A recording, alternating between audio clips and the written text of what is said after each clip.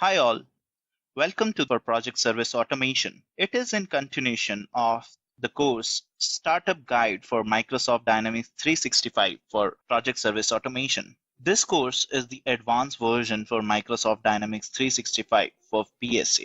This course will cover the Startup Guide topics with new version of CRM Online and will also cover the deep concepts related to the Project Service Automation. So let's start. Let me start with my brief introduction. I am Sajan Chaudhary, Microsoft Certified Professional, and I have more than 6 years of experience in Microsoft technologies and Dynamics CRM.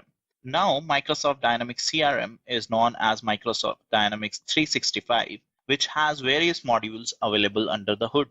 I have worked on major versions of CRM, that is CRM4, CRM 2011, CRM 2013, 2015, 2016, and now Microsoft Dynamics 365.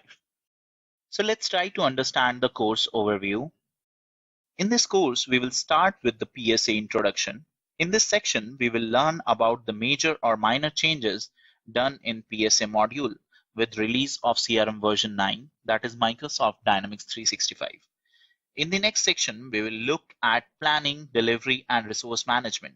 And this section will mainly cover the deeper concepts related to the management of PSA module.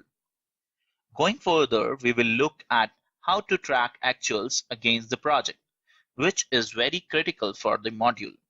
In the next section, we will look at recording expenses and timesheet to track actuals against the project. This section will cover the deeper concept around transactions to be done from inside or outside the system. Finally, the last section will cover the data model around PSA. So stay tuned and excited to learn the deep concept involved in project service automation for Microsoft Dynamics 365.